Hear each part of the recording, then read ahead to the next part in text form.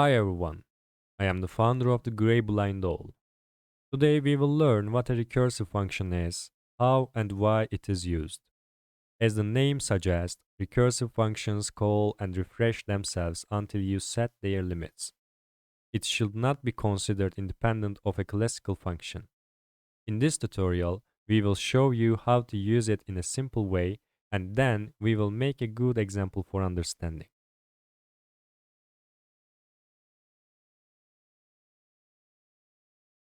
We include our library, hashtag, include stdio.h. We create a variable, it will be a file scope variable, so we do not have to define it in every function. So, static, integer, x is equal to 1 and semicolon. This is our file scope variable. We create the prototypes here, void recursive infinite and semicolon, void recursive pure a and semicolon, void recursive pure b integer parameter and semicolon. Okay. We create our main function to call these functions, and integer main, the brackets and the curly brackets. We call the recursive infinite function here. It will not stop until the stack is full. Void recursive infinite. This function has no limit, so it always calls itself without stopping. Okay? It always calls itself. Void recursive infinite. Printf the person sign d, x++, and semicolon, recursive infinite, and semicolon. Now, as you can see, this function is actually its own. Okay? Recursive infinite. Recursive infinite. This function calls itself. This function calls itself. Execute, compile, and run. As you can see, this is our output. We will wait for this. Okay. As you can see, we are here. Our stack is full and our return value here. This is wrong. Our return value must be equal to 0. So this means our program is broken. So our stack is full. Our stack is full. So our return value is different from 0 because I put here a return 0, and as you can see, we cannot reach this return 0. Our return value is equal to this one. Our program is broken. Now, we make this a comment and we will continue with this function. Recursive pure A function. Execute, compile, and run. 1, 2, 3. Okay, 1, 2, 3. What means? In this function, we set a limit. We set a limit for recurse. And also we give its parameter in itself. We give its parameter in itself, not in the main function. Now, if we do not want to send any parameter from the main function, we have to define a fixed duration variable, because function calls itself and we have to save the old data. Function calls itself and we have to save the old data.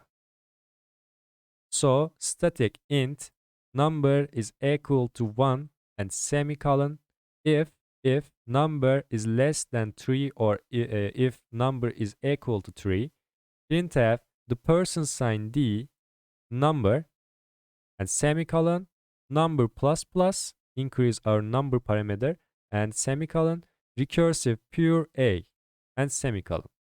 For example, if our number is equal to 1, 1 is less than 3, printf 1, 1 plus plus, So number is equal to 2 now.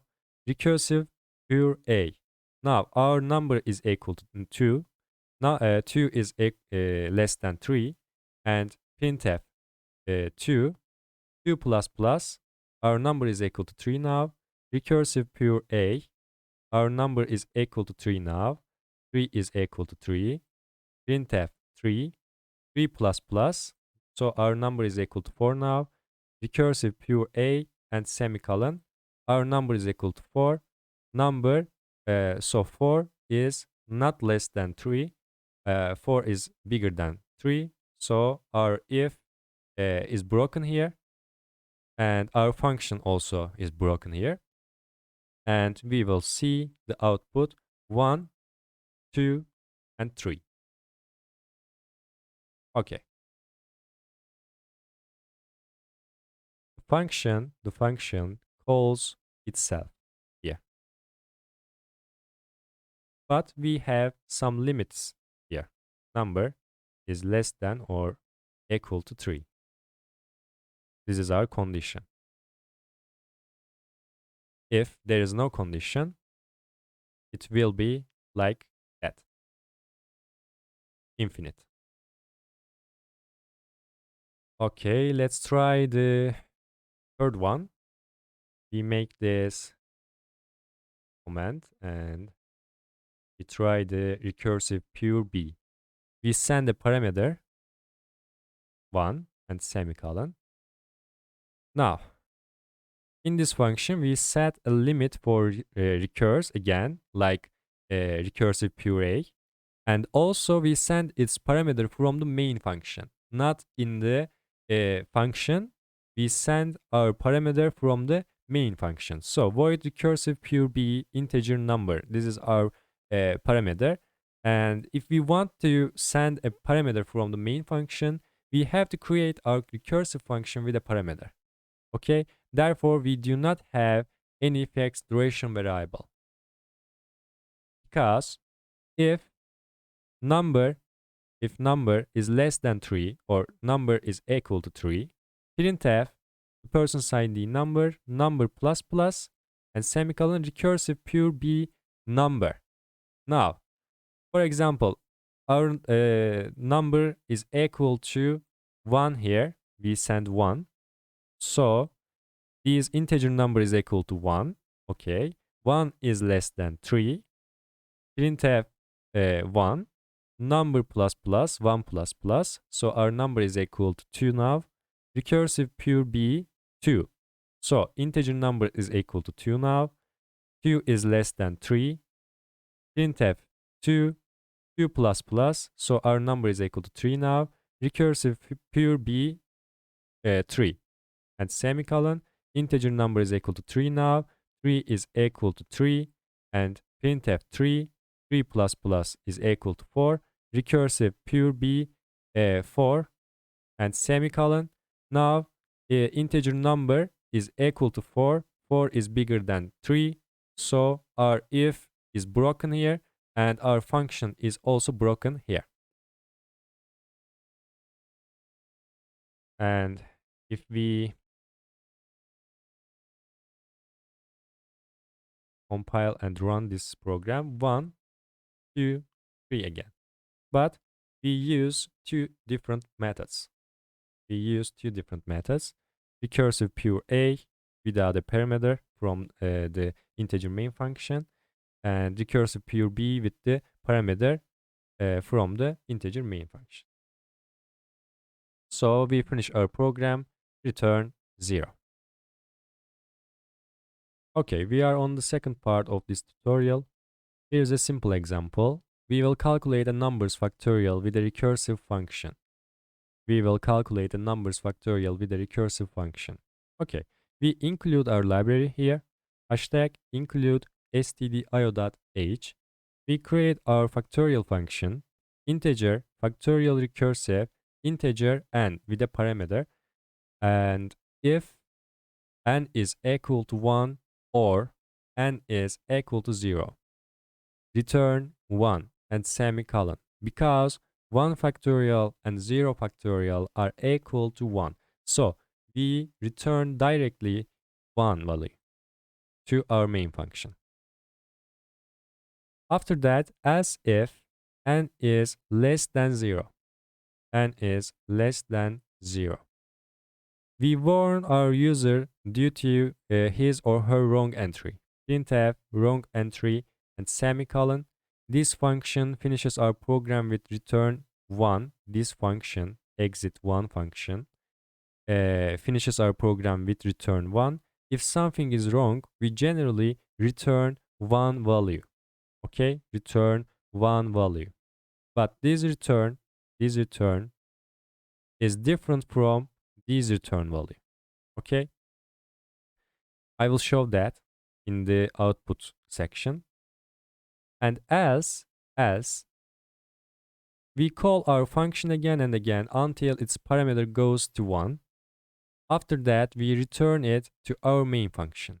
Return n times factorial recursive n minus 1 and semicolon. Okay? Return n times factorial recursive n minus 1 and semicolon. Okay, now we create our main function, integer main, the brackets, and the curly brackets. We create an integer value to get the number that we want to see its factorial, integer number, and semicolon. We want the user to enter a number, printf, please enter a positive number that you want to see its factorial and semicolon. We get the number here, scanf, the person sign D, address of number, and semicolon. We send the number to our function and print the factorial of the number at the same time. Printf, the person sign D, factorial recursive, number, and semicolon. We put this function into our printf function. Okay, so we do this operation at the same time. Okay, factorial recursive number. We get the number and we send the number to our function. Factorial recursive number. Okay, execute, compile, and run. Now, please enter a positive number that you want to see its factorial. I will enter here 6, for example. As you can see, its factorial is equal to 720. Okay, 720, and let's check it. We send 6 to our function. Okay. Integer factorial recursive, integer n is equal to 6. Integer n is equal to 6. N is not equal to 1, or n is not equal to 0. So this option is gone. And as if n is less than 0, our n is bigger than 0. So this option again gone. And as return n times factorial recursive 5. So 6 times factorial recursive n minus 1. So our n is equal to 5 now. Our n is equal to 5 now. This option is gone. This option is gone. And our else return n. 6 times 5 times factorial recursive 4. Okay, factorial recursive 4 and semicolon. Integer n is equal to 4 now. So this option is gone, this option is gone, and as return 6 times 5 times 4 times factorial recursive 3 and semicolon. Integer n is equal to 3 now. This option is gone, this option is gone. Return 6 times 5 times 4 times 3 times factorial recursive 2 now. And our n is equal to 2. 2 is not equal to 1, 2 is not equal to 0, 2 is not less than 0. So return 6 times 5 times 4 times 3 times 2 times factorial recursive 1. So integer n is equal to 1. If n is equal to 1, return 1. So our total result is equal to 6 times 5 times, 4 times, 3 times, 2 times, 1. This is equal to 6 factorial, and our answer is equal to 720 here, as you can see. And we finish our program here, return 0. That is it for this week. This week, we learned what a recursive function is, how and why it is used. Next week, we will do some extra exercises about this structure. I will share the instructions of the exercises in the description part of this video. If you wish, you can complete these tasks until next Sunday. Thanks for all your effort and patience. See you following lecture. Stay tuned.